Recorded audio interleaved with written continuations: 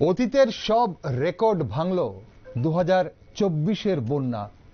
24-এর বন্যায় রাজ্যে মৃত্যু 24, আহত 2, নিখোঁজ 2। আপাতত ক্ষয়ক্ষতির পরিমাণ আনুমানিক 5,000 কোটি টাকা। বহু বাড়িঘর এবং চাষের জমি এখনো জলের নিচে। গোটা রাজ্যে প্রায় 1,28,000-এর ওপর মানুষ গৃহহীন। খোলা হয়েছে 558টি ত্রাণ শিবির। এখন ভাববার বিষয়, হাওড়া সহ বিভিন্ন নদীর বাঁধগুলোর অবস্থা কি? যান চলাচল নিষিদ্ধ করে কি বার্তা দেওয়া হলো? বর্ষার আগে রাজ্যের ব্রিজগুলোর স্বাস্থ্য পরীক্ষা কি করা হয় না হয় না? বন্যায় বিদ্যুৎ পরিষেবায় কতটা ব্যাঘাত ঘটেছে? ক্ষতিগ্রস্ত এলাকায় বিদ্যুৎ পরিষেবা দ্রুত বহাল করতে কতটা তৈরি দপ্তর? কৃষি কতটা ক্ষতিগ্রস্ত? আবহাওয়া দপ্তরের সতর্কতা থাকার পরও বিপদ মোকাবেলায় কতটা তৈরি ছিল রাজ্য? আগামী দিনগুলোতে আবহাওয়া দপ্তরের কি সতর্কতা রয়েছে? বন্যার পর জনজীবন স্বাভাবিক করতে এই মুহূর্তে প্রশাসনের সবচেয়ে বড় চ্যালেঞ্জ কি?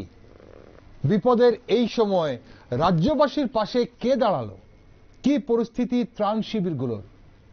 আগামী দিনে এ ধরনের দুর্যোগ মোকাবেলায় এসডিআরএফ এর আধুনিকীকরণ কতটা প্রয়োজন? চলুন দেখা যাক নিউজ ভ্যানগার্ডের চোখে। আজ নিউজ ভ্যানগার্ডের স্টুডিওতে আমার সাথে একের পর এক থাকবে নিউজ ভ্যানগার্ডের বিভিন্ন সাংবাদিকরা, আর তাদের চোখেই যারা এই বিগত কয়েকদিন গ্রাউন্ড জিরো থেকে এই বন্যাকে দেখেছে, তাদের চোখে আমরা দেখব বন্যার নানান দিক। প্রথমে এই মুহূর্তে আমার সঙ্গে আজ স্টুডিওতে রয়েছে আমার সহকর্মী নিউজ ভ্যানগার্ডের সাংবাদিক অঙ্কিতা বর্ধন। অঙ্কিতা, আমরা প্রথমে যেটা জানবো তোমার কাছে, হাওড়া নদীর দিকে তুমি চোখ রেখেছিলে একদম শুরুতেই যখন হাওড়া নদী ফুঁসছিল। পাশাপাশি হাওড়ার পাশাপাশি বিভিন্ন নদীগুলো বিপদসীমার উপর দিয়ে বয়ে গেছে। এখন প্রশ্ন হচ্ছে, আমরা দেখেছি যে প্রশাসনের তরফ থেকে বাঁধের ওপর গাড়ি চলাচলের একটা নিষেধাজ্ঞা জারি করা হয়েছিল। এখন কি মনে হয় যে বর্ষাকালের আগে এই বাঁধগুলোর বা ব্রিজগুলোর কোন ধরনের স্বাস্থ্য পরীক্ষা কি করা হয় বা হয়েছিল? দীপেন্দা, আমরা প্রতিনিয়ত আমাদের দর্শকদের সামনে তুলে ধরি যে আবহাওয়া কেমন থাকবে বা কি পরিস্থিতি থাকবে, এবং সেই খবরে কিন্তু আমরা বারবার তুলে ধরেছিলাম যে আগরতলা হাওয়া অফিস রাজ্যের জন্য রেড অ্যালার্ট জারি করেছে। এবং এই দপ্তরের পক্ষ থেকে যখন এই খবর বা নোটিফিকেশনের মাধ্যমে এবং আমরা যখন খবর তুলে ধরেছিলাম আমাদের দর্শকদের সামনে, সেই বিষয়টা নিয়ে তো যথেষ্ট অবগত ছিল সেচ দপ্তর। কিন্তু সেই জায়গাতেই প্রশ্ন, আবহাওয়া দপ্তরের সাথে সেচ দপ্তরের যথেষ্ট একটা সম্পর্ক ভালো থাকা দরকার এবং তাদের মধ্যে কথোপকথনের খুব দরকার। কারণ রাজ্যে যদি বন্যা পরিস্থিতি সৃষ্টি হয় তখন বাঁধ কেমন রয়েছে, তাদের স্বাস্থ্য পরীক্ষা কি করা প্রয়োজন, বন্যা পরিস্থিতি হলে কি করতে হবে, সেই বিষয়টা নিয়ে কিন্তু দপ্তরের আগেই ভাবার প্রয়োজন ছিল। কারণ আগাম সতর্ক বার্তা দেওয়া হয়েছিল, লাল সতর্ক বার্তা দেওয়া হয়েছিল। কিন্তু তারপরেও আমরা দেখলাম যে বিভিন্ন জায়গায় বাঁধ ভেঙে যাওয়ার মতো খবর, বিভিন্ন জায়গায় আমরা দেখতে পেয়েছি যে ব্রিজের উপর দিয়ে চলাচলের উপর নিষেধাজ্ঞা। সব থেকে বড় একটা বিষয় আমরা গতকাল আমাদের দর্শকদের সামনে তুলে ধরেছিলাম, সেটা হচ্ছে 30শে আগস্ট পর্যন্ত সেই নিষেধাজ্ঞা জারি করা হয়েছে। কেন নিষেধাজ্ঞা জারি করা হবে? তবে কি স্বাস্থ্য পরীক্ষা হয়নি? কারণ বন্যা পরিস্থিতি সৃষ্টি হলে সেই ব্রিজ দিয়ে বা সেই বাঁধের আশেপাশ দিয়ে যাতায়াত করা যাবে না, এই নিষেধাজ্ঞা জারি করা মানেই সরকারের এখানে বড় গাফিলতি, এবং যারা সেচ দপ্তরের আধিকারিকরা রয়েছে তাদের সব থেকে বড় গাফিলতি বলেই মনে করা হচ্ছে। আমাদের এখানে কি ধরে নিতে হবে অঙ্কিতা যে এই যেহেতু নিষেধাজ্ঞা জারি করা হয়েছে, সেখান দিয়ে যদি বাঁধের ওপর দিয়ে যদি গাড়ি যায় বা 2 চাকা হোক, 3 চাকা হোক, 4 চাকা বাহন যদি যায়, তাহলে সেই বাঁধগুলোতে ফাটল ধরার সম্ভাবনা ছিল? বাঁধগুলো যেহেতু বিপদসীমার উপর দিয়ে নদীতে জল বইছে, তাহলে বাঁধগুলোতে ফাটল ধরলে সেই জল লো লাইন এরিয়া যেগুলো আছে যেখানে মানুষের বাড়িঘর সেখানে প্রবেশ করার চান্সেস ছিল, তার জন্য নিষেধাজ্ঞা জারি করা হয়েছে। একদমই। তার জন্য প্রথমে দেখতে হবে যে পরিকাঠামো, ব্রিজের কতটা পরিকাঠামো উন্নয়নের জন্য সরকার দপ্তর চিন্তা করছে। আরো একটা বিষয় যে বাঁধগুলি যেখানে দেখতে পেয়েছি বা আমরা আমাদের দর্শকদের সামনে তুলে ধরেছিলাম, আমাদের প্রতিনিধিরা তুলে ধরেছিল যে বড় বড় ফাটল এবং বড় বড় গর্ত সৃষ্টি হয়েছে, যেখান থেকে প্রতিনিয়ত জল বেরিয়ে যাচ্ছে এবং নদীর আশেপাশে যে সমস্ত এলাকাগুলি রয়েছে সেখানে বন্যা পরিস্থিতি সৃষ্টি হয়েছে, জল বেরিয়ে যাচ্ছিল। দুর্ভোগের শিকার হতে হয়েছে এলাকাবাসীদের, তার মূল কারণ হচ্ছে স্বাস্থ্য পরীক্ষা করা হয়নি। এই বিষয়টা কিন্তু বারবার অভিযোগ আকারে উঠে আসছে। আরেকটা যে পরিকাঠামোর ব্যাপার, দীপেন্দা, তোমাকে আমি প্রথমেই বলছিলাম যে পরিকাঠামো উন্নয়নের জন্য প্রতিনিয়ত কিন্তু সেচ দপ্তর এই বিষয়গুলি নিয়ে কাজ করা দরকার, এবং তারা কিন্তু এই বিষয়টার জন্যই দায়িত্ব পালন করে থাকে। সরকার তাদেরকে এই বিষয়গুলি দেখার জন্য দায়িত্ব দিয়ে রেখেছে, কিন্তু তারপরেও কেন রাজ্যবাসী এই চিত্রটা দেখলো? আশেপাশে জায়গা, বিশেষ করে বলদাখালেও নিষেধাজ্ঞা জারি করা হয়েছে, বড় ধরনের যানবাহন যাবে না, কারণ ফাটল ধরা দিতে পারে এবং সেখানে একটা বড় দুর্ঘটনা ঘটতে পারে। তবে সেখানেই প্রশ্ন যে ফাটল কেন ধরবে, কেনই বা বিভিন্ন বাঁধের আশেপাশে বড়সড় গর্ত, তবে সেখানে পরিকাঠামোর সব থেকে বড় একটা বিষয় দাঁড়িয়েছিল, গাফিলতি ছিল চরম, যার জন্যই এই পরিস্থিতি কিন্তু রাজ্যবাসী দেখেছে। একদম, অসংখ্য ধন্যবাদ তোমাকে অঙ্কিতা আমার সঙ্গে থাকার জন্য। দর্শক বন্ধুরা, এই যে বাঁধ নিয়ে একটা আতঙ্ক তৈরি হয়েছিল, বাঁধের ওপর যানবাহন চলাচলে নিষেধাজ্ঞা জারি করা হয়েছিল, তা অবশ্যই সেচ দপ্তরের সঙ্গে অবশ্যই প্রশাসনের অন্যান্য যে দপ্তর, সেই সব দপ্তরের যে সমন্বয়, তাকে কিন্তু একটা প্রশ্নবোধক চিহ্নের মুখে ফেলে দিল। এবং সেচ দপ্তরের যে সারা বছরের যে কর্মকাণ্ড, তা নিয়ে কিন্তু প্রশ্ন উঠতে শুরু করেছে। বাঁধগুলোর স্বাস্থ্য পরীক্ষা কি সারা বছর করা হয়? বর্ষার আগেও কি করা হয় সেগুলো? চলুন, আমরা যখন বন্যার কথা বলছি, তখন বন্যাতে বিদ্যুৎ পরিষেবা কেমন ছিল, বিদ্যুৎ পরিষেবা এখন কেমন আছে বন্যা শেষ হয়ে যাওয়ার পরও, বা বিভিন্ন এলাকায়, বিশেষ করে দক্ষিণ ত্রিপুরা জেলা এবং গোমতী জেলায় বিদ্যুৎ পরিষেবা কেমন ছিল, বা যেখানে যে পরিষেবাগুলো যেগুলো নষ্ট হয়েছে সেগুলো কত দ্রুত সেখানে ফিরে আসতে পারে, পরিষেবাগুলো পেতে পারে মানুষ, সেই সব বিষয় নিয়ে কথা বলার জন্য এই মুহূর্তে আমার সঙ্গে স্টুডিওতে রয়েছেন আমাদের সহকর্মী সম্রাট চৌধুরী। সম্রাট, আমরা বিদ্যুতের ব্যাপারটা তোমার কাছে জানতে চাইবো যে বন্যার সময় গোটা রাজ্যের বিদ্যুৎ পরিষেবা কেমন ছিল, পাশাপাশি বিদ্যুৎ পরিষেবা যেখানে ব্যাহত হয়েছে বা যেখানে ক্ষতিগ্রস্ত হয়েছে সেগুলো কত দ্রুত ফিরে আসতে পারে, এবং তার সঙ্গে যেহেতু তুমি নজর রাখছিলে কৃষি জমির দিকে, কৃষির কেমন ক্ষতি হয়েছে বলে মনে করছো তুমি? আমি আগে বিদ্যুতের বিষয়টা বলে নিই। দুদিনের বন্যার চলাকালীন বিদ্যুৎ পরিষেবা স্বাভাবিক ছিল না, বেশিরভাগ জায়গাতে লোডশেডিং ছিল। একমাত্র কারণ হচ্ছে অনেক জায়গাতে ট্রান্সফরমারগুলি জলে ডুবে গিয়েছিল, যার ফলে বাধ্য হয়ে সব জায়গায় বিদ্যুৎ পরিষেবা বন্ধ রাখতে হয়েছে। তাছাড়া কিছু কিছু জায়গায় তার ছিঁড়ে পড়ে গেছে, বিদ্যুতের খুঁটি ভেঙে পড়ে গেছে, কিছু জায়গায় গাছ পড়ে বিদ্যুতের তার এবং নষ্ট হয়েছে। এরকম ঘটনার কারণে বিদ্যুৎ পরিষেবা মোটেই স্বাভাবিক ছিল না। তবে এটা পরিস্থিতিশীল, দপ্তরে তেমন একটা গাফিলতি নেই বলা যায়। অন্তত দপ্তর উদ্যোগ নিয়েছে যতটা দ্রুত সম্ভব সেগুলি স্বাভাবিক করার জন্য। এই বন্যায় ব্যাপক ক্ষতি হয়েছে। নিগমের যে প্রাথমিক হিসেব, তাতে দেখা যাচ্ছে প্রায় 9 কোটি 2 লক্ষ টাকার ক্ষয়ক্ষতি হয়েছে, নিগমের সম্পত্তির ক্ষয়ক্ষতি হয়েছে। আজ আমাদের বিদ্যুৎ মন্ত্রী রতনলাল নাথ সাংবাদিক সম্মেলন করেছেন এবং তিনি বিদ্যুৎ দপ্তরের যে যাবতীয় ক্ষয়ক্ষতি সেগুলি তুলে ধরেছেন। উনি জানালেন যে গত 2-3 দিনের যে বন্যা পরিস্থিতি গোটা রাজ্যে, তাতে প্রায় 3,19,773 জন গ্রাহক প্রভাবিত হয়েছেন। এর মধ্যে হয়তো আমি বা আপনার অনেক দর্শকরাই রয়েছেন, আমরা সবাই রয়েছি। 3,19,000 গ্রাহক মানে প্রায় রাজ্যের, মানে একটা গ্রাহক বলতে একটা সিঙ্গেল কালেকশন, একদম পরিবার, সেই হিসাবে হিসাব করা হচ্ছে। উনি হিসাব দিয়েছেন যে 1,306টি খুঁটি ভেঙেছে, 501টি ট্রান্সফরমার নষ্ট হয়েছে এবং 642 কিলোমিটার বিদ্যুতের তার, কন্ডাক্টর বলা হয় এটা দপ্তরের পরিভাষায়, নষ্ট হয়েছে। তাছাড়া একটি 33 কিলো ভোল্টের এবং একটি 66 কিলো ভোল্টের দুটি সাবস্টেশন ক্ষতিগ্রস্ত হয়েছে, যেগুলির কাজ প্রায় বন্ধ। 9টি স্থানে 33 কিলো ভোল্টের বিদ্যুৎ লাইন ব্রেকডাউন হয়ে গেছে, মানে বন্ধ করে দিতে হয়েছে, কারণ ওই একই জলের সমস্যা। কারণ জলের মধ্যে যখন তার বা ট্রান্সফরমারগুলি ডুবে যায়, তড়িতাহতের সম্ভাবনা বেশি থাকে। উনি জানালেন যে বিভিন্ন এলাকা থেকে ফোন করে বলা হচ্ছিল যে আমাদের এখানে কারেন্ট পরিষেবা বন্ধ করে দিন, কারণ ট্রান্সফরমার পর্যন্ত জল চলে এসেছে। এরকম মানে এলাকা থেকে এরকম ডিমান্ড, মানুষ সচেতন ছিল। তবে এখনো পুরোপুরি ক্ষয়ক্ষতির হিসাব হয়নি, হিসাবটা আরো বাড়বে। পরিষেবা এখনো স্বাভাবিক হয়নি, কারণ অনেক জায়গাতে আজকেও অল্প বিস্তর জল রয়েছে। তাছাড়া যে পরিমাণ উদ্ধার কাজে যে পরিমাণ লোক নিয়োগ হয়েছে তাদের পক্ষে হয়তো গোটা রাজ্যের পরিস্থিতি এখনো সামাল দেওয়া উনি জানিয়েছেন বিদ্যুৎ মন্ত্রী 8 থেকে 10 জনের করে একটি দল করা হয়েছে। আচ্ছা, একটি দলের মধ্যে 8 থেকে 10 জন করে দল করা হয়েছে। এরকম 111টি দল সারা রাজ্যে গত প্রায় 48 ঘন্টারও বেশি সময় ধরে কিন্তু কাজ করে চলছে উদ্ধার কাজ। আর তাছাড়া 4টি স্থানে বিদ্যুৎ লাইন সারাইয়ের কাজ প্রায় শেষ হয়ে গেছে, আর বাকিগুলো জায়গাগুলিতে চলছে। এখনো গোটা রাজ্যের বিদ্যুৎ পরিষেবা স্বাভাবিক হয়নি, তবে ধারণা করা হচ্ছে যদি আগামীকালকে বৃষ্টির পূর্বাভাস রয়েছে, যদি পরিস্থিতিতে এরকম না বিগড়ায় তাহলে আগামী 24 থেকে 48 ঘন্টার মধ্যে রাজ্যের বিদ্যুৎ পরিষেবা মোটামুটি ভাবে স্বাভাবিক হয়ে যাবে। ওকে, বেশিরভাগ জায়গায় হয়তো স্বাভাবিক হয়ে যাবে। যেখানে বেশি ক্ষতিগ্রস্ত হয়েছে, যেখানে ট্রান্সফরমার উড়ে গেছে বা সাবস্টেশন যেখানে ক্ষতিগ্রস্ত হয়েছে, সেসব জায়গায় হয়তো আরো 1-2 দিন সময় বেশি লাগতে পারে।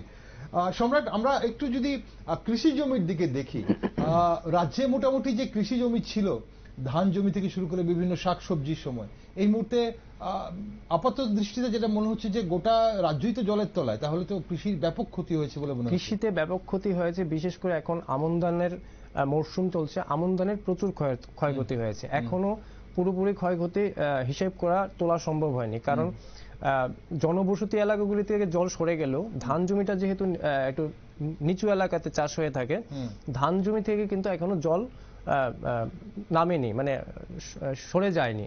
আপাতত যে হিসাব দপ্তরের কাছে রয়েছে সেখানে দেখা যাচ্ছে যে 68,826 হেক্টর কৃষি জমি বন্যায় ক্ষতিগ্রস্ত হয়েছে, যার আনুমানিক বাজার মূল্য প্রায় 25 লক্ষ টাকা, দুঃখিত 531 কোটি 25 লক্ষ টাকা মতো ক্ষয়ক্ষতি হয়েছে আনুমানিক হিসাব। এই হিসাব কিন্তু বাড়বে, কারণ জল একদম নেমে গেলে বোঝা যাবে যে আসলে কতটা ক্ষয়ক্ষতি হয়েছে এবং কি কি ফসল ক্ষয়ক্ষতি হয়েছে।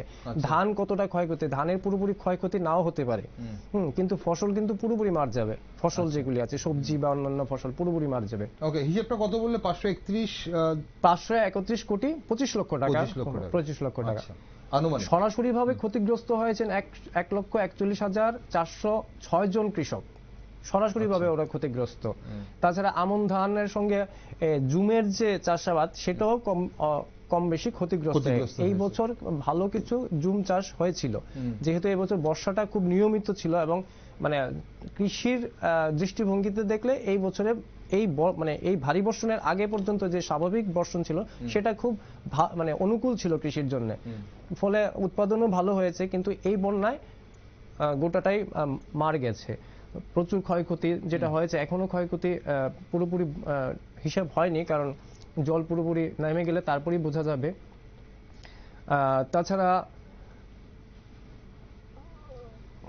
কৃষকদের যে ক্ষতি হয়েছে সেটা প্রায় 167 কোটি 14 লক্ষ টাকা। এখনো দপ্তর থেকে জানানো হয়েছে এখনো কৃষকদের ক্ষতিপূরণ দেওয়া বা ওই বিষয়গুলি এখনো কোনো সিদ্ধান্ত হয়নি। তবে নিশ্চয়ই গত বেশ কয়েক বছর ধরে আমরা দেখছি প্রাকৃতিক দুর্যোগে যে কৃষকদের যদি কোনো ক্ষয়ক্ষতি হয়ে থাকে দপ্তর থেকে বা বীমা কোম্পানি থেকে ক্ষতিপূরণ পুষিয়ে দেওয়া হয়। অন্তত সেটা এখন এবার কতটা কি করা হবে সেটা আগে অনুমান করার পর, হিসেব করার পর তারপরই বলা যাবে। ঠিক, অসংখ্য ধন্যবাদ সম্রাট থাকার জন্য, আমাদের সঙ্গে বিদ্যুৎ এবং কৃষির দিকে আমাদের নজর রাখার জন্য। ধন্যবাদ সম্রাট। আমরা দর্শক বন্ধুরা, আমাদের সাংবাদিকের নজরে, নিউজ ভ্যানগার্ডের নজরে বিদ্যুৎ দপ্তরকে কিন্তু এই বন্যায় আমরা কাঠগড়ায় দাঁড় করাতে পারছি না, কারণ ঠিক তেমন গাফিলতি কিন্তু বিদ্যুৎ দপ্তর থেকে দেখা যায়নি বলে কিন্তু আমাদের সাংবাদিক সম্রাট চৌধুরী জানালেন। এবং পাশাপাশি যে হিসেব দিচ্ছিলেন প্রায় 9 কোটি 2 লক্ষ যে বিদ্যুতের যে সম্পত্তি নষ্ট হয়েছে এবং কৃষি তো প্রচুর টাকার কৃষি নষ্ট হয়েছে, সেই সব বিষয় আমরা এগুলো সবগুলো এখন অনুমান করা হচ্ছে। কারণ এখনো আপনাদের জানিয়ে রাখি, আমরা এই মুহূর্তে আগরতলার কথা বলছি, ত্রিপুরার কথা বলছি, কিন্তু ত্রিপুরার একটা প্রান্ত কিন্তু এখনো জলমগ্ন, বিশেষ করে গোমতী জেলার অমরপুর কিন্তু এই মুহূর্তে কিন্তু বিচ্ছিন্ন। সেখানে বিদ্যুৎ যেমন নেই, সেখানে মোবাইলের পরিষেবা ঠিক পাওয়া যাচ্ছে না, যোগাযোগ করা যাচ্ছে না। অনেকে কিন্তু এই বিষয় নিয়ে বারবার আমাদের কাছে খবর নিতে চাইছেন, এবং তার জন্য এই মুহূর্তে আমার সঙ্গে জুড়ে গেছেন আবহাওয়া দপ্তরের সতর্কতা থাকার পরও বিপদ মোকাবেলায় কতটা তৈরি ছিল রাজ্য, আগামী দিনগুলোতে আবহাওয়া দপ্তরের কি সতর্কতা রয়েছে, পাশাপাশি অমরপুরের কি পরিস্থিতি সেই দিকে নজর রাখার জন্য এবং সেই দিকে বিস্তারিত জানানোর জন্য এই মুহূর্তে আমার সঙ্গে জড়িয়ে গেছেন আমার সহকর্মী সুপ্রীতি মুখার্জি। সুপ্রীতি, আগে আবহাওয়া দপ্তরের কথাটা জানার আগে তোমার কাছে জানতে চাইবো যে অমরপুরের এই মুহূর্তে পরিস্থিতি কি, অনেকেই আমাদের কাছে অমরপুরের খবর জানতে চাইছে। একেবারে তাই। এই অমরপুর নিয়ে কিন্তু গত 2-3 দিন ধরে আমরা যে আপডেট পাচ্ছি তাতে করে কিন্তু অমরপুরের পরিস্থিতি খুবই ভয়ানক। এবং সব থেকে বেশি যদি এবারে বৃষ্টিতে ক্ষতি হয়, তুমি যেমনটা শুরুতেই বলছিলে যে 1983 হোক বা 1993 হোক, তার সবটাকেই ছাপিয়ে গেল 2024। আর এই 2024-এ সব থেকে বেশি ক্ষতি হয়েছে দক্ষিণ জেলা, যার মধ্যে অমরপুর, যার মধ্যে সাব্রুম, যার মধ্যে শান্তির বাজার। মারাত্মকভাবে সেখানে ড্যামেজ হয়েছে বেশ কিছু ক্ষেত্রে। এখনো পর্যন্ত পরিস্থিতি স্বাভাবিক হয়নি। আজকে সকাল থেকে আমরা অমরপুর নিয়ে যে খবর পাচ্ছি তাতে করে যে জল, কালকে অবধি যে জলে মানুষ রীতিমতো সাঁতার কাটার মতন উপক্রম ছিল, আজকে সেই জায়গাতে দাঁড়িয়ে গলা সমান জল, অর্থাৎ হাঁটছে কিন্তু জল হয়তো কারোর কোমরের উপরে উঠে গেছে। 1.5 হাত জল নেমেছে সকাল থেকে যে খবর পাচ্ছি। কারণ গোমতীর যে ফ্লাড লেভেল, আমি একটু জানিয়ে রাখবো, সন্ধে 6টা পর্যন্ত বা 8টা পর্যন্ত আমরা যে রিপোর্ট পাচ্ছি তাতে করে যে চূড়ান্ত বিপদসীমা ক্রস করেছিল 23 মিটার, সেটার থেকে নেমে 22.25 মিটারে দাঁড়িয়েছে। খুব আস্তে আস্তে স্লোলি এই প্রসেসিংটা হওয়ার ফলে এখনো পর্যন্ত অমরপুর তার কোনো রকম ভাবে জল নামেনি। এবং গোটা অমরপুরের যে পপুলেশন আমরা দেখছি বা যেটা আমরা এখনো পর্যন্ত বিভিন্ন তথ্য মারফত বার করেছি, সেখানে প্রায় 1700 থেকে 1800 পপুলেশন।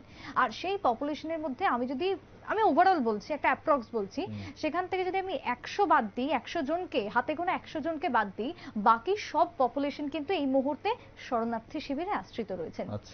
শুধুমাত্র শরণার্থী শিবির নয়, কিছু কিছু ক্ষেত্রে দেখা গেছে যে উঁচু যে দোতলা যদি বাড়ি থাকে, সেই বাড়িতেও বহু মানুষ আশ্রয় নিয়েছেন এই মুহূর্তে। এবং বাজারে প্রচুর শরণার্থী, যেদিকেই তাকানো হচ্ছে শুধু জল আর জল। তার সাথে দাঁড়িয়ে ইলেকট্রিক, এই মুহূর্তে ইলেকট্রিসিটি নেই অমরপুর জুড়ে, সম্পূর্ণ অন্ধকারে নিমজ্জিত রয়েছে অমরপুর, তার সাথে করবুক, তার সাথে তোমার শান্তির বাজার এবং বিলোনিয়ার কিছু কিছু অংশ। এবং এই যে ইলেকট্রিসিটি নেই, তার সাথে একটা বড় প্রভাব পড়েছে যে কারোর সাথে যোগাযোগ করা যাচ্ছে না। কারণ গত 19 তারিখ থেকে টানা বৃষ্টি, ফোন চার্জলেস হয়ে গেছে, যোগাযোগ হচ্ছে না। এবং তার সাথে ইন্টারনেট পরিষেবাটাও কিন্তু সম্পূর্ণ বন্ধ। বন্ধ নয়, যেটা ক্ল্যারিফাই করব, যে পরিষেবা বন্ধ করা হয়নি, কিন্তু কোনো রকম ভাবে ফোনে নেট দেখালেও সেই নেট কাজ করছে না। তার কোনো উত্তর আমরা এখনো অবধি পাইনি। তবে ইমিডিয়েটলি যেটা জানতে পারছি তাতে করে তোমার পরিষেবা কিন্তু পাওয়া যাচ্ছে না ইন্টারনেটের মাধ্যমে। মোবাইল যে টাওয়ার গুলো রয়েছে সেগুলো ক্ষতিগ্রস্ত হয়েছে স্বাভাবিকভাবে, যেমন ইলেকট্রিসিটি পোল থেকে শুরু করে সবটাই ড্যামেজ। এবং অমরপুর বা গোমতীর ক্ষেত্রে এখনো পর্যন্ত কোনো রকমের ইলেকট্রিক ডিপার্টমেন্টের পক্ষ থেকে কাউকে নামানো যাচ্ছে না। কারণ জল চারি চতুর্দিকে, যদি সেই জায়গাতে তার সারাই করা বা ট্রান্সফরমার সারাই করা হয় তাহলে বিপদ আরো বাড়বে, কারেন্ট হয়ে যাবে। তাই এই মুহূর্তে সেখানে কাজ সম্ভব হচ্ছে না। সুপ্রীতি, এখানে এই অমরপুরকে মাথায় রেখেই আমরা গোটা ত্রিপুরা রাজ্যের দুদিন আগে যা চিত্র দেখেছিলাম, বিশেষ করে পশ্চিম গোমতী, ঊনকোটি এবং দক্ষিণ ত্রিপুরা জেলার, সেটাই আজ অমরপুরে এই মুহূর্তে তুমি যেটা বলছিলে একদম চোখে ভাসছিল, মনে হচ্ছে যে গোটা ত্রিপুরার চিত্র। এখন আবহাওয়া দপ্তরের আগে থেকে সতর্কতা থাকার পরও বিপদ মোকাবেলায় কতটা তৈরি ছিল রাজ্য বলে তুমি মনে করো? কারণ একদম শুরুর দিন থেকে তুমি কিন্তু একদম শুরু থেকেই, বিশেষ করে আগরতলা শহরে তুমি গ্রাউন্ড জিরোতে অবশ্যই ছিলে এবং বিভিন্ন সাব ডিভিশনে, বিভিন্ন মহকুমায় আমাদের মহকুমার যারা প্রতিনিধি ওনারা সাব ডিভিশনে ছিল, কিন্তু গ্রাউন্ড জিরোতে ছিল। এখন তুমি কি দেখলে, এই মোকাবেলায় কতটা তৈরি ছিল রাজ্য এবং আগামী দিনে কি হতে পারে, মানে আবহাওয়া কেমন টার্ন হতে পারে? দেখো, আমি আবহাওয়াটাই যদি বলি, নিউজ ভ্যানগার্ড লাগাতার আবহাওয়ার খবর দিয়েছে এবং এই যে বৃষ্টির পূর্বাভাসটা ছিল, লাল সতর্কবার্তা এটা ছিল বা হলুদ সতর্কবার্তা, সে কথাও নিউজ ভ্যানগার্ড জানিয়েছে বা আবহাওয়া দপ্তরও যদি বলি তারা কিন্তু অবগত করেছেন রাজ্যবাসীকে।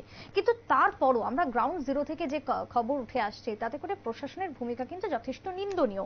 প্রশাসন সঠিকভাবে কাজ করেনি, এটা আমার ব্যক্তিগত কোনো কথা নয়, এটা আমরা যে অভিযোগ পেয়েছি, মানুষের সামনে থেকে যে অভিযোগ আমরা শুনেছি সেটাই বলছি। বিশেষ করে নিগম, আমি যদি একটু আগরতলার কথা বলি, এই আগরতলাতে এখনো পর্যন্ত 17,000 মানুষ যারা আশ্রয় নিয়েছেন বা তার বেশি হবে।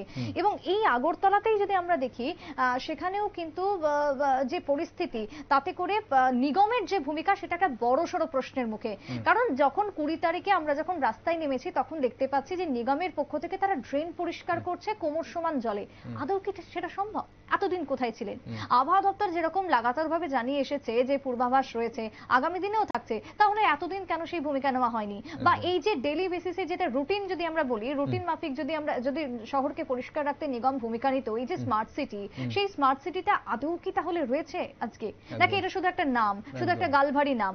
অন্যদিকে প্রশাসনের যদি ভূমিকা বলি, যেটা অমরপুরেরই বলছিলাম, প্রশাসন সঠিকভাবে সেখানে কাজ করছে না, সেখান থেকে এমনটা অভিযোগ আমরা পেয়েছি। তাই সব মিলিয়ে প্রশাসনকে আরো একটু কোথাও গিয়ে সচেতন হওয়া উচিত ছিল, এতটাও ক্যাজুয়ালি নেওয়া উচিত হয়নি, আমার যেটা মনে হয়। এখানে আমার কাছে মনে হয় সুপ্রীতি, উদ্ধার কার্য আর প্রশাসনিক যে কার্যকলাপ, এই দুটোকে কিন্তু অনেকেই গুলিয়ে ফেলছেন। অনেকেই উদ্ধার কার্যকে খুব দ্রুত গতিতে উদ্ধার কার্য হয়েছে, যারা জলে আটকে পড়েছিলেন তাদেরকে বের করে আনা হয়েছে, সেটাকেই শুধু প্রশাসনিক কাজ ভাবছেন। কিন্তু শুধু সেটা প্রশাসনিক কাজ নয়, সেটা এসডিআরএফ, পিএসআর বা আরক্ষা প্রশাসন বা স্কাউটস এন্ড গাইডস এনারা করেছেন, কিন্তু প্রশাসনের কর্মকর্তারা সব জায়গায় কিন্তু অ্যাক্টিভ ছিল না। ডেফিনেটলি না, এই অভিযোগে আমরা পাচ্ছি। এবং তুমি পরবর্তীতে আবহাওয়ার পূর্বাভাস জানতে চাইছিলে, সেক্ষেত্রেও আমরা আবহাওয়া দপ্তর থেকে যেটা জানতে পেরেছি, আজ এবং আগামী কালকের জন্য হলুদ সতর্কবার্তা কিন্তু থাকছে গোটা রাজ্যের মধ্যে। এবং বৃষ্টি, টিপটিপে বৃষ্টি লক্ষ্য করা গেছে আগরতলার বুকেও, আকাশ মেঘলা। আগামী 25 তারিখ কিন্তু পুনরায় লাল সতর্কবার্তা থাকছে, এবং তার সাথে আগামী 26 তারিখের জন্য কমলা সতর্কবার্তা, আগামী 27 তারিখের জন্য আবারও থাকছে তোমার হলুদ সতর্কবার্তা। আর এই যে বৃষ্টিটা হচ্ছে, তার জন্য কারণ যেটা আমরা আবহাওয়া দপ্তরের থেকে জেনেছি, যে এই মুহূর্তে বাংলাদেশের উত্তরে একটা অক্ষরেখা সক্রিয় রয়েছে, এবং তার সাথে এই উত্তরে যে অক্ষরেখাটা রয়েছে, বর্ষার সঙ্গে একটা দোসর তৈরি হয়েছে নিম্নচাপ, সেটা ক্রমশ তোমার দক্ষিণের দিকে এগোচ্ছে। দক্ষিণের দিকে এগোতে এগোতে এটা পশ্চিমবঙ্গের উপরে যাবে, এবং তারপর সেটা ঝাড়খণ্ডে যাবে, তারপরে এটা আস্তে আস্তে দুর্বল হবে। অর্থাৎ তুমি ধরে রাখতে পারো যে এই পুরো মাসটাই কিন্তু বৃষ্টিপাতের একটা সতর্কবার্তা থাকছে। এবং অন্যদিকে বরাক উপত্যকা পার্শ্ববর্তী রাজ্যেও কিন্তু একটা ভারী অক্ষরেখা সক্রিয় থাকার ফলে রাজ্যে বৃষ্টির প্রভাব থাকবে। তাই সেক্ষেত্রে দাঁড়িয়ে এই যে আজকে একের পর এক রাস্তা ভেঙে গেছে, এই যে রাস্তাগুলো ভাঙছে, সেই জায়গাতে প্রশাসন কি রাস্তার জন্য কোনো ভূমিকা নিত? বিশেষ করে প্রত্যেকটা ক্ষেত্রে একটা স্বাস্থ্য চেক আপ করতে হয়, শুধুমাত্র একটা ফিজিক্যাল বডির ক্ষেত্রে যে হেলথের চেক আপের প্রয়োজন হয় নিয়মিতভাবে, তা নয়।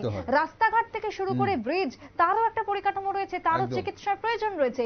এই যে আমাদের পাহাড়ি রাজ্য, এই যে পাহাড়ি এলাকার রাস্তাগুলো আজকে এনেছে, এই সম্পূর্ণভাবে বন্ধ, স্তব্ধ হয়ে গেছে, তার জন্য বিকল্প রাস্তা করা হয়েছে, সেটা ভায়া কমলপুর থেকে খোয়াই অবধি ঘুরিয়ে দেওয়া হচ্ছে। এই রাস্তা যেখানে দিনের পর দিন অ্যাক্সিডেন্ট হয়, যেখানে দিনের পর দিন তোমার বিপদ হচ্ছে, তাহলে এই রাস্তার জন্য কি ভূমিকা নিয়েছিল প্রশাসন এতদিন? এই প্রশ্নটা উঠে আসছে স্বাভাবিকভাবে সংশ্লিষ্ট এলাকার মানুষের থেকে, এবং এই অভিযোগ রয়েছে। তাই সেই জায়গাতে দাঁড়িয়ে কোথাও গিয়ে মনে হয় যে আরেকটু যদি অ্যাক্টিভ থাকতো প্রশাসন, আগে থেকে যদি এটাকে একটু ভাবতো, তাহলে হয়তো আজকের এই পরিস্থিতি দেখতে হতো না। তাহলে 24-24 নাও হতে পারতো হয়তোবা। প্রকৃতির উপর যদিও কারোর হাত নেই, সেটাও বলতে হয়। ঠিক, তারপরও 24-24 2024 সালে 24 জনের মৃত্যু নাও বা হতে পারতো। প্রশাসন কিন্তু এই মুহূর্তে প্রশ্নের মুখে। অসংখ্য ধন্যবাদ সুপ্রীতি, তুমি আমাদের আপডেট দেওয়ার জন্য। আর দর্শক বন্ধুরা, যে কথাগুলো বলছিলাম, প্রশ্নের মুখে কিন্তু অনেকগুলো দপ্তর এবং প্রশাসন। আমরা যেটা বলছিলাম যে উদ্ধার কার্য একটা জায়গায়, আর প্রশাসনিক যে নিত্য নতুন যে ব্যাপারগুলো বা আপডেট হওয়ার যে ব্যাপারগুলো, আধুনিকীকরণের যে ব্যাপারগুলো, সেটা অন্য জায়গায়। প্রশাসন কি করতে পেরেছে, প্রশাসন কতটুকু সচেতন ছিল, সেই দিকটা কিন্তু অবশ্যই প্রশ্ন করছে মানুষ। আজও কিন্তু আমরা যখন আগরতলা শহরকে দেখছি যে জল নেমে গেছে, বা আগরতলা শহরের বিভিন্ন জায়গায় জল নেই বলে অনেকে কিন্তু নিশ্চিন্ত হচ্ছে, সেখানে বলতেই হয় যে অমরপুরের মতো জায়গা কিন্তু আজও জলের নিচে, এবং আজও কিন্তু বিদ্যুৎ বিচ্ছিন্ন, আজও সেখানে যোগাযোগ করা যাচ্ছে না, মোবাইলের নেটওয়ার্ক নেই। এখন অনেক সমস্যায় কিন্তু মানুষ ভুগছে।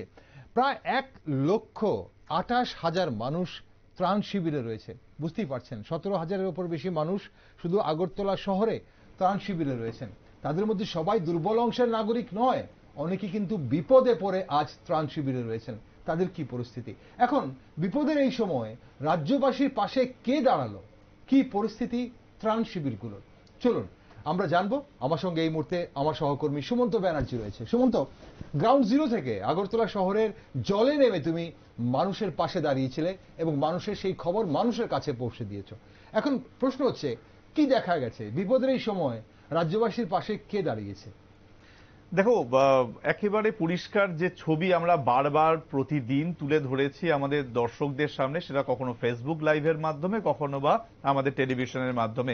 একটু আগে সুপ্রীতি যে বিষয়গুলো তুলে ধরলো, একদম ঠিক, যে আমরা যখন গ্রাউন্ড জিরোতে যাই সেই সময় কিন্তু আমরা দেখেছি যে সেখানে কিন্তু পর্যাপ্ত পরিমাণে মানে বোট হয়তো ছিল না, কখনো হয়তো আসাম রাইফেলসকে আমরা দেখেছি কাজ করতে, মানে একেবারে আগরতলার বুকে, এবং সেখানে আমরা দেখলাম যে সেই আসাম রাইফেলসের বোটে করে আমরা যখন যাচ্ছিলাম সেখানে দেখছিলাম ভয়ানক জল, এবং সব থেকে বড় ব্যাপার গোটা রাজ্যে যে বিষয়টি, বিশেষ করে আমাদের যদি আগরতলা শহরের কথা বলি তাহলে সেখান থেকে কিন্তু আমরা দেখতে পেলাম প্রচুর পরিমাণে প্লাস্টিক যেটা জমেছিল, সুপ্রীতি যেটা মেনশন করছিল, এবং সেটা কিন্তু পুরো নিগমের তরফ থেকে যে সমস্ত কর্মীরা তারা কিন্তু একেবারে শেষ মোমেন্টে এসে সেটা পরিষ্কার করছে। কখন না, যখন জলটা জমে গেছে।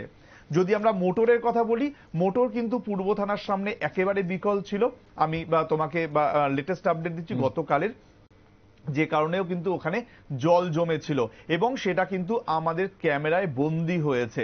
আমি যদি তোমাকে ত্রাণ শিবিরগুলোর কথা বলি, যেটা তুমি একটু আগে আসছিলে, ত্রাণ শিবিরেও কিন্তু বেশ কিছু অভিযোগ ছিল। আমরা গতকালও যখন খবর করেছি, আজও যখন খবর করেছি, বহু যারা ত্রাণ শিবিরে আশ্রয় নিয়েছেন তারা কিন্তু কান্নায় ভেঙে পড়েছেন এই অভিযোগ করে যে যথাযথ ব্যবস্থাপনা নেই, যে খাবার যথাযথ যোগান নেই। কিন্তু মুখ্যমন্ত্রী মানিক সাহা তিনি কিন্তু তার যে ভূমিকা সেটা নিঃসন্দেহে তারিফযোগ্য।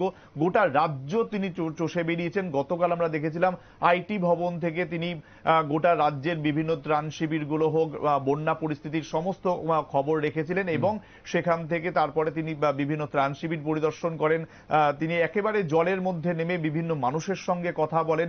এবং তোমাকে জানিয়ে রাখবো যে ইতিমধ্যেই এই যেটা তুমি একটু আগে বলছিলে 24 যে 24 জনের মৃত্যু হয়েছে, সেই মৃতদের পরিবার পিছু কিন্তু 4 লক্ষ টাকা ক্ষতিপূরণের ঘোষণা করেছেন মুখ্যমন্ত্রী মানিক সাহা। অন্যদিকে তোমাকে জানিয়ে রাখবো যে এই যে রাজ্যের বন্যা পরিস্থিতি, তাতে কিন্তু আরপিএম এর প্রতিনিধি দল মুখ্যমন্ত্রীর ত্রাণ তহবিলে দিয়েছেন 1,41,600 টাকা। সুতরাং যে ত্রাণের কথাটা আসছিল সেটা কিন্তু বাড়ছে। মন্ত্রী টিঙ্কু রায়ের কথা বলো, রতনলাল নাথের কথা বলো, এরা কিন্তু প্রত্যেকেই কিন্তু এই ত্রাণ শিবিরগুলোতে গেছেন।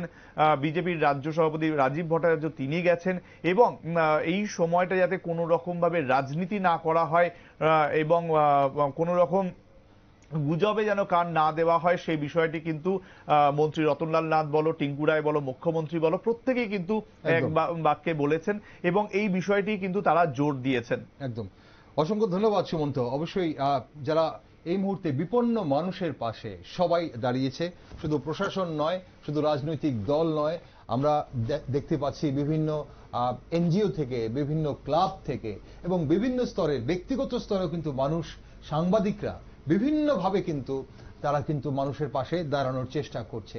এখন প্রশ্ন হচ্ছে, বন্যা প্রায় নিয়ন্ত্রণে, এখন বৃষ্টি প্রায় বন্ধ হয়েছে, জল অনেকটাই কমে গেছে, বিভিন্ন এলাকায় জল কমে গেছে, তো পরিষেবা কিন্তু অনেকটাই দ্রুত শুরু করতে পেরেছে রাজ্যের বিভিন্ন দপ্তর।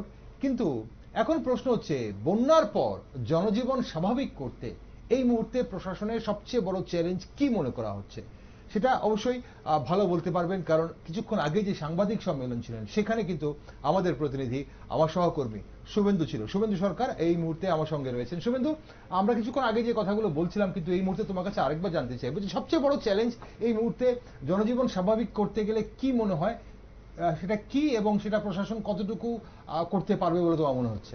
দেখো, সবার প্রথমে যেটা জানিয়ে রাখবো, আমরা আগেও জানিয়েছি প্রায় 5,000 কোটি টাকার ক্ষতি হয়েছে। এবার এই ক্ষতিটা কোথায় হয়েছে?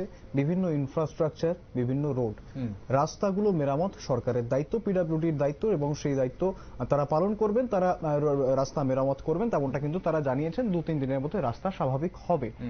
পাশাপাশি আর কোথায় কোথায় ক্ষতি হয়েছে? ঘরবাড়িতে ক্ষতি হয়েছে, সাধারণ মানুষের ঘরবাড়িতে ক্ষতি হয়েছে, প্রচুর ডকুমেন্টস নষ্ট হয়ে গেছে। সেই ডকুমেন্টগুলো তো পুনরুদ্ধার করতে হবে, সবাইকে সবার নিজস্ব এফোর্ট দিয়ে পুনরুদ্ধার করতে হবে, সেটা নিয়ে আলাদা ব্যাপার। কিন্তু যাদের বাড়িঘর ভেঙে চুরে গিয়েছে, যাদের বাড়িঘর প্লাবিত হয়েছে, বা একেবারে কোনো দেওয়াল ভেঙে পড়েছে ইত্যাদি ইত্যাদি আমরা সেই দেখেছিলাম, সেই ক্ষেত্রে কিন্তু সরকারি সহায়তা প্রয়োজন। বন্যা স্বাভাবিকভাবেই বন্যার পরে সেই সরকারি সহায়তা আসে, এবং সেদিকে সেই সরকারি সহায়তা ছাড়া যারা একেবারে আর্থিকভাবে দুর্বল মানুষ, তাদের কিন্তু ঘুরে দাঁড়ানো এক প্রকার অসম্ভব। সুতরাং আমরা যেটা দেখলাম যে রাস্তা, প্রাইমারি যে ইনফ্রাস্ট্রাকচার যেগুলো ডিস্ট্রয় হয়েছিল বা ক্ষতিগ্রস্ত হয়েছিল, রাস্তা সরকার মেরামত করছে। যারা ক্ষতিগ্রস্ত হয়েছেন প্রাইমারি অ্যাসেসমেন্টে 5,000 কোটি টাকা এখনো পর্যন্ত জানা গেছে। ফাইনাল অ্যাসেসমেন্টের পর সেক্ষেত্রে কিন্তু রাজ্যের তরফ থেকে কেন্দ্রের কাছে চিঠি পাঠানো হবে এবং সেই হিসেবে ক্ষতিপূরণও দেওয়া হতে পারে, এমনটাই কিন্তু জানা যাচ্ছে এখনো পর্যন্ত। অন্যদিকে যদি দেখি এবার কৃষি জমি, প্রচুর কৃষি জমি কিন্তু ক্ষতি হয়েছে, ক্ষতিগ্রস্ত হয়েছে। আমন ধান ক্ষতিগ্রস্ত হয়েছে, প্রচুর জমিতে কিন্তু একেবারে জল ঢুকে সেই ফসলগুলো নষ্ট হয়ে গেছে। স্বাভাবিকভাবে কৃষকদের মাথায় কিন্তু হাত পড়েছে, সেদিকটাও কিন্তু সরকারকে ভাবতে হবে একেবারে। এবং সেই কৃষকদের কিভাবে ক্ষতিপূরণ দেওয়া যায়, সবজির দাম কিভাবে নিয়ন্ত্রণে আনা যায়, অর্থাৎ এই যে যারা ক্ষতিগ্রস্ত হয়েছেন স্বাভাবিকভাবে শাকসবজির দাম কিন্তু বাড়বে, সেদিকটা কিন্তু নজর রাখতে হবে সরকারকে। এগুলো গেল যেগুলো ফিজিক্যাল ড্যামেজ, এর পাশাপাশি যে মানসিকভাবে তো প্রচুর মানুষ বিপর্যস্ত হয়ে পড়েছেন, সেদিকেও কিন্তু নজর রাখতে হবে পাশাপাশি। এবং অন্যদিকে বন্যার পরবর্তী সময়ে যে একটা রোগের প্রাদুর্ভাব দেখা যায়, সেক্ষেত্রে কিন্তু সরকার যথেষ্ট পদক্ষেপ নিচ্ছে। সরকার কিন্তু জানিয়ে রেখেছে বেশ হেলথ ক্যাম্পগুলো সেট আপ করা হবে, পাশাপাশি ডাক্তারদেরকে নোটিফিকেশন দেওয়া হয়েছে যে তারা যেন ছুটির সময় বাড়ি না যান, অন্তত সেন্টার ছেড়ে বাড়ি না যান, সাধারণ মানুষ যাতে সেই পরিষেবাটুকু পায়। এবার এই ক্ষেত্রে এইগুলো হচ্ছে গিয়ে প্রাইমারি একেবারে যেগুলো সরকারের তরফ থেকে সাধারণ মানুষের জন্য করতে পারেন সরকার, সেইগুলো করলে এইগুলো ছাড়া কিন্তু মানুষ ঘুরে দাঁড়াতে পারবে না। এবং এটাই একটা বিরাট বড় চ্যালেঞ্জ হবে এই মুহূর্তে। এবং বন্যার পর অবশ্যই অসংখ্য ধন্যবাদ শুভেন্দু তোমাকে আমাদের আপডেটেড রাখার জন্য এবং দর্শক বন্ধুদের একটু বিস্তারিত জানানোর জন্য যে কোন কোন জায়গাগুলো থেকে প্রশাসনকে এই মুহূর্তে সবচেয়ে বেশি অ্যাক্টিভ হতে হবে। তবে একটা জায়গা শুভেন্দু খুব সুন্দরভাবে ব্যাখ্যা করলো যে মানুষের অনেক ব্যক্তিগতভাবে ক্ষতি হয়েছে, যেগুলো আগামী দিনে দপ্তরের প্রয়োজন হতে পারে। সেখানে দপ্তরের যারা আধিকারিকরা রয়েছেন এবং কর্মীরা রয়েছেন তাদের কিন্তু একটু মাথায় রাখতে হবে যে মানুষ কিন্তু আজ অনেকেই সর্বহারা, তারা কিন্তু বিপদে পড়ে সেই সব জিনিস, যেমন ধরুন কোনো ডকুমেন্টস, সেই ডকুমেন্টস যদি রিট্রিভ না করতে পারেন তাহলে সেই ডকুমেন্টসের জন্য দপ্তরের কাছে যেতে পারে যে আমার ডকুমেন্টস আরেকটা কপি যদি বের করে দেওয়া যায় দপ্তর থেকে। সো সেই জায়গায় কিন্তু সহানুভূতিশীল হতে হবে দপ্তরের কর্মীদের। দর্শক বন্ধুরা, অনেক কিছু বিস্তারিত আপনারা আলোচনা শুনলেন, তবে একটা মূল বিষয় নিয়ে কিন্তু এই মুহূর্তে আলোকপাত অবশ্যই আপনাদের সামনে করবেন আমাদের এক্সিকিউটিভ এডিটর, আমার সহকর্মী নীল বণিক এই মুহূর্তে রয়েছে আমার সামনে। আগামী দিনে এই ধরনের দুর্যোগ মোকাবেলায় এসডিআরএফ এর আধুনিকীকরণ রাজ্যে কতটা প্রয়োজনীয়, এই ব্যাপারটা একটু আলোকপাত করবেন নীল। নীল, কি মনে হয় যেভাবে মোকাবেলা করা হলো এই দুর্যোগটাকে, এবং 41 বছর পর এই ধরনের একটা দুর্যোগ আমরা দেখলাম, রাজ্যবাসী দেখলো, সেখানে কতটুকু আধুনিকীকরণ প্রয়োজন বলে তোমার মনে হয় এসডিআরএফ টিমটাকে? দেখো, তুমি যদি একেবারে প্রাচীন ভারতবর্ষের দিকে চোখ রাখো, হরপ্পা থেকে মহেঞ্জোদারো সভ্যতা, প্রত্যেকটা সভ্যতাই কিন্তু বন্যার জন্য বা ডিজাস্টারের জন্য ধ্বংস হয়েছিল। আধুনিক যুগে সভ্যতা এগোচ্ছে, সেই সঙ্গে তোমার ডিজাস্টার ম্যানেজমেন্ট একটা বড় দপ্তর, সেই দপ্তরটাকে তোমাকে 24 ঘন্টার জন্য তৈরি রাখতে হবে। ডিজাস্টারের পিছনে তো আর সরকারের কোনো হাত নেই, বা এই ডিজাস্টার আগামী দিনে আসতেও পারে নাও আসতে পারে, সেটা প্রকৃতির উপর নির্ভর করবে। কিন্তু এবছর দেখো, উত্তরাখণ্ড ডিজাস্টারে পড়েছে, হিমাচল প্রদেশ ডিজাস্টারে পড়েছে, কাশ্মীর ডিজাস্টারে পড়েছে, দিল্লি ডিজাস্টার পড়েছে, কেরল পড়েছে, পশ্চিমবঙ্গ পড়েছে, মুম্বাই পড়েছে, সবই পড়েছে। ত্রিপুরাও ভারতবর্ষের বাইরে নয় বা পৃথিবীর বাইরে নয়, ত্রিপুরাতেও ডিজাস্টার হবে। এই বিষয়টাই মাথায় রাখেনি হয়তো এখানকার দপ্তরের আধিকারিকরা। যদি রাখতো তাহলে এই যে বন্যা কবলিত মানে জায়গাতে বন্যা হলে কিভাবে সেই ডিজাস্টার দ্রুততার সহিত পৌঁছে যাবে, কিভাবে রেস্কিউ করবে, তার একটা মহড়া কিন্তু হওয়া উচিত ছিল, যেটা কোথাও দেখা যায় না। মকড্রিল দেখা যায়নি, মকড্রিল দেখা যায়নি। 2 নম্বর হচ্ছে ইনফ্রাস্ট্রাকচারের তো একটা অভাব অবশ্যই রয়েছে। সেই ইনফ্রাস্ট্রাকচারের অভাব যখন তোমার কাছে রয়েছে, তখন তুমি যখন টের পাচ্ছ যে আমাকে 48 ঘন্টা আগে তোমার ওয়েদার দপ্তর তোমাকে ফিডব্যাক দিচ্ছে এই হতে চলেছে, সেই জায়গাতে থেকে তাহলে তোমার আগেই উচিত ছিল সরকারের ঊর্ধ্বতন কর্তৃপক্ষের কাছে বলা যে আমার এই ইনফ্রাস্ট্রাকচার নেই, আপনি দ্রুত এখানে যারা সেনাবাহিনী আছে তাদের কাছে কথা বলুন, কেন্দ্রের সঙ্গে স্বরাষ্ট্রমন্ত্রীর সঙ্গে কথা বলে এই এনডিআরএফ এর টিম অন্তত তৈরি রাখুন। সেটাও হয়নি, কারণ আমরা দেখলাম কি 24 ঘন্টা বাদে এনডিআরএফ টিম এসছে, দেরিতে হলেও এসছে, উদ্ধারও করেছে।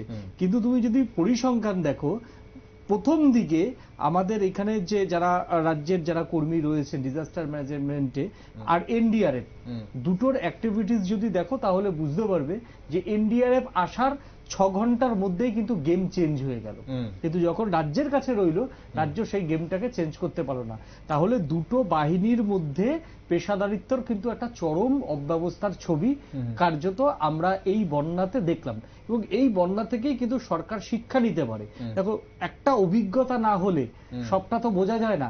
রাজ্যের কাছে কিন্তু একটা অভিজ্ঞতা সঞ্চয় হলো যে আমার বাহিনী দিয়ে আবার যদি ডিজাস্টার আসে, আমি আমার বাহিনী দিয়ে কতটা মোকাবিলা করতে পারবো, সেটা কিন্তু রাজ্যের কাছে আজকে চোখ খুলে গেল। রাজ্যের এখান থেকে কিন্তু শিক্ষা নিতে হবে, হয় আধুনিকীকরণ করতে হবে, না হলে এইরকম ডিজাস্টার আসার আগেই স্বরাষ্ট্র মন্ত্রকের সঙ্গে কথা বলে তৈরি করে রাখতে হবে। অন্যদিকে তোমার একটা কথা বলবো যে আমাদের দেখো বাঁধগুলোর পরিস্থিতি, আমার সহকর্মী অঙ্কিতা বলছিল যে বাঁধগুলি যে আমরা দেখলাম, আমি একটা বিশেষ বাঁধেই কভার করতে গেছিলাম, সেই বাঁধগুলি তোমার দেখলাম হচ্ছে মানে অনেকটা চওড়া বাঁধ, রাস্তা রয়েছে, সেই চওড়া বাঁধ অতিক্রান্ত করে হাওড়া নদীর জল ঢুকছে। তো আমি ওখানে লোকাল মানুষদের সঙ্গে যখন কথা বলছিলাম যে ইঁদুরে এইগুলো গর্তগুলো করেছে। ইঁদুরের তো স্বভাবই তাই, ইঁদুর তো গর্ত করবেই, আমি তো আর না করতে পারবো না, বা সরকারও কোনোদিনও করতে পারবে, বন্ধ করার দায়িত্ব দপ্তরে। তাহলে তুমি যখন 24 ঘন্টা মানে 48 ঘন্টা আগে যখন তোমার ওয়েদার রিপোর্ট স্পষ্ট, এই ক্ষেত্রে IMD এর রিপোর্ট এবং আগরতলা আবহাওয়া দপ্তর এই দুটো রিপোর্ট যখন স্পষ্ট, তাহলে তোমার বাঁধগুলোকে 24 ঘন্টার জন্য তোমার রক্ষণাবেক্ষণ করা উচিত ছিল, 24 ঘন্টা নজরদারি উচিত ছিল, এবং একদিন বাদেও সেই বাঁধের লিকেজ কিন্তু বন্ধ হয়নি। এরকম চিত্রটাও কিন্তু আমাদের ক্যামেরাতে যখন জল পড়া, যখন জল বেরোনো শুরু হয়ে যায়, তখন লিকেজ বন্ধ করা মুশকিল, আগে থেকে করতে হয়, যখন ড্রাই থাকে তখন করতে হয়। ড্রাই করতে না, তোমার যখন তোমার হচ্ছে লিকেজ হচ্ছে, ছোট লিকেজ, তখনই তো তোমার হচ্ছে চ্যালেঞ্জ, আমি দ্রুততার সঙ্গে কিভাবে বাঁধটাকে আমি মেরামত করতে পারি, এটাই তো চ্যালেঞ্জ সেচ দপ্তর। সেই জায়গাতে অনেক অপেশাদারিত্বর ছবি। আরো একটা হচ্ছে, দেখো বাঁধগুলোকে এখন আধুনিক বাঁধ হচ্ছে এমনই একটা জিনিস, বাঁধ দিয়ে নদীর গতিপথ যদি তুমি বারবার চেঞ্জ করো, তাহলে কিন্তু তোমাকে সভ্যতা কিন্তু আগামী দিনে চ্যালেঞ্জের মুখে পড়বে। কিন্তু তোমার যতটুকু বাঁধ আছে, সেই বাঁধটাকে তুমি কিভাবে রক্ষা করবে? বোল্ডার ফেলে? এটা ভুল একদম। আধুনিক বাঁধের মানে আধুনিক পৃথিবী বলছে যে বোল্ডার ফেলে তুমি নদীর পথ পরিবর্তন করলে এটা হিতে বিপরীত হবে। তাহলে তোমায় কি করতে হবে? তোমার যে বাঁধগুলো, এই রাজ্যের বাঁধগুলো যে দেখলাম আমি, বাঁধগুলো সম্পূর্ণ অনেকটা বাঁধের উপর মাটি রয়েছে, এটা একটা গুড সাইন এ রাজ্যের পক্ষে। সেই জায়গাতে হওয়া উচিত যে দেখো, আমি বাঁধের উপরে ম্যানগ্রোভ অরণ্য লাগাবো, যেটা কিন্তু একদম অল্প খরচে, মানে ডিজাস্টার, এখানে সেচ দপ্তরের আধিকারিকরা বা চিফ মিনিস্টারের দপ্তর কবে ভাববে এই বিষয়টা যে আমি ম্যানগ্রোভ অরণ্য লাগাবো? ম্যানগ্রোভ অরণ্য হচ্ছে বারবার আমরা দেখলাম কি সুন্দরবন, বাংলাদেশের সুন্দরবন এবং পশ্চিমবঙ্গের সুন্দরবনকে কিন্তু এই ম্যানগ্রোভ অরণ্য রক্ষা করে। সেই জায়গাতে অল্প পয়সায় যদি আমি ম্যানগ্রোভ আমি লাগাই, তুমি তো মাঝে মধ্যে বৃক্ষরোপণ কর্মসূচি নেতাদের ছবি তুলতে দেখা যায়, তো সেই জায়গায় যদি আমি ম্যানগ্রোভ অরণ্য লাগাই, তাহলে কি হচ্ছে? আমার সবুজায়ন হচ্ছে, আমার পৃথিবীর অক্সিজেন হচ্ছে, প্লাস হচ্ছে আমার বাঁধ সংরক্ষণ হচ্ছে, ভূমিরোধ হচ্ছে। এখানে তাহলে আমরা তোমার কথাতে যতটুকু বুঝলাম নীল, যে আমাদের বিভিন্ন দপ্তর, শুধু একটা সেচ দপ্তর নয়, শুধু বিভিন্ন দপ্তরের দূরদর্শিতার অভাব কিন্তু দেখা দিল, বিশেষ করে এই দুর্যোগ মোকাবেলায়। আরো একটা জিনিস তোমায় বলবো, দেখো আজকে তুমি যদি দেখো যে বাঁধের উপর এক ধরনের ঘাস লাগানো হয়, যেগুলো দেখবে চাষ হয়, এক ধরনের দুব্বা ঘাস চাষ হয়, যে খুব বড় বড় হয়। সেই জায়গাতে তুমি যদি, আমরা দেখলাম কত আগাছা, এই আগাছাগুলো কেটে ফেলে সেখানে যদি সুন্দর ঘাস লাগানো হয়, সেই ঘাসটা কি হয়? এরকম মোটা মোটা ঘাস হয়, তো জলটা অনেক বেশি, জলের যে বাড়িটা, জলের তো একটা স্রোত থাকে, তার তো বাড়ি থাকবে, সেই বাড়িটা কিন্তু ঘাস প্রোটেক্ট করে। এবং এই ঘাসটা এত বেশি, ঘাসের যে তোমার হচ্ছে শিকড়গুলো, সেগুলো মাটি ধরে রাখতে সাহায্য করে। তো এই জায়গাটাতে ভাবা উচিত রাজ্য সরকারের, সবটাই কিন্তু সেন্ট্রালের মুখাপেক্ষী হয়ে থাকলে হবে না, নিজেদেরও মাথায় অল্প পয়সাতে কিছু প্ল্যানিং করতে হবে। সেখানে Kanpur IIT, Kharagpur IIT, Madras IIT, এদের সহযোগিতা নিতে হবে। আমলাতান্ত্রিক যদি সরকার চলে, আমলারা সব বোঝে তা কিন্তু নয়, IAS অফিসাররা বা TCS অফিসাররা পৃথিবীতে সব জানতা গামছালেটা হতে পারে না। সেই জায়গাতে তোমাকে এই বাঁধ নির্মাণের জন্য কাদের কাদের সাহায্য নিতে হবে? বিভিন্ন যে IIT গুলো রয়েছে তাদের সাহায্য নিতে হবে। তারপর হচ্ছে অন্যদিকে একটা দেখলাম যে ব্রিজ, এই ব্রিজের স্বাস্থ্য পরীক্ষা হওয়াটা কিন্তু অত্যন্ত জরুরি। সেটা প্রথম দেখালোকে এই বর্ষাতে সব থেকে বেশি মানে ক্ষতিগ্রস্ত হয়েছে ব্রিজের হচ্ছে বিহারে রক্ষণাবেক্ষণ না করার জন্য নীতিশ কুমারের কিন্তু মুখ পুড়েছে। সেই জায়গা থেকে এখন তুমি বন্যার সময় তুমি বলছো ভারী যানবাহন চলাচল করতে পারবে না, তার মানে ভারী যানবাহন চলাচল করতে পারবে না, ওয়াই কেন? তার মানে ব্রিজগুলো স্বাস্থ্য ভালো না। তাহলে তোমার স্বাস্থ্য পরীক্ষাটা যদি তুমি প্রতি বছর বর্ষার আগে করো, তাহলে তোমার ব্রিজগুলো কি অবস্থায় রয়েছে সেগুলো তুমি জানতে পারবে। এবং পাশাপাশি আমি দেখলাম যে ব্রিজগুলোতেও অনেক ব্রিজে দেখলাম মরচে ধরে গেছে। এটা কিন্তু একটা ব্যাড সাইন, কারণ তোমার স্টিলের যদি হয়, স্টিল আধুনিক যে ব্রিজগুলো হচ্ছে সেগুলো বেশি স্টেনলেস স্টিল উপরে একটা প্রলেপ থাকে, যেটা হচ্ছে জলীয় বাষ্পতে কি হয় তোমার হচ্ছে জলীয় বাষ্পতে লোহায় মরচে ধরে, এবং যে নাটগুলো থাকে সেই নাটগুলো আলগা হয়ে যায়। তাহলে যদি সেটাকে যদি একটা বিশেষ ধাতু দিয়ে প্রলেপ করা হয় তাহলে কিন্তু এই জিনিসটা হয় না। এইখানকার কোনো ব্রিজে আমি সেই রকম কোনো দেখতে পারলাম না। দ্বিতীয়ত হচ্ছে খুব আশ্চর্যজনক ভাবে গুটখার ব্যবহার দেখলাম। প্রচুর ব্রিজে দেখলাম গুটখা মানে খেয়ে ব্রিজের মধ্যে ফেলছে। এটা কিন্তু অত্যন্ত একটা খারাপ, মানে হাওড়া ব্রিজে আমি তোমায় বলি, হাওড়া ব্রিজ তো হচ্ছে কলকাতা পোর্ট ট্রাস্টের আন্ডারে, ওটা কলকাতা পোর্ট ট্রাস্টের আন্ডারে। হাওড়া ব্রিজ কিন্তু যখন বিজ্ঞানীরা দেখলেন যে মানে আইআইটি স্টুডেন্টরা দেখলেন এটা ভয়ানক, যে কোনো মুহূর্তে হাওড়া ব্রিজ ধ্বংস হয়ে যেতে পারে, তখন কিন্তু হাওড়া ব্রিজে কঠোরভাবে এই মুহূর্তে গুটখা খেয়ে ফেললে কিন্তু ফাইন হতে। সেই রকম কোন সাইনবোর্ড আমার এই ব্রিজগুলোতে চোখে পড়লো না। গুটখা খেয়ে ফেলছে এবং সেখান থেকে এই ব্রিজগুলো ক্ষতি হচ্ছে, অ্যাবসলিউটলি ক্ষতি হচ্ছে। ঠিক, অসংখ্য ধন্যবাদ নীল। আর সময় ফুরিয়ে গেছে আমাদের এই গুরুত্বপূর্ণ আলোচনা অবশ্যই আমরা আরো অন্য একদিন করব। দর্শক বন্ধুরা, বন্যা নিয়ে অনেক কিছু ভাববার আছে।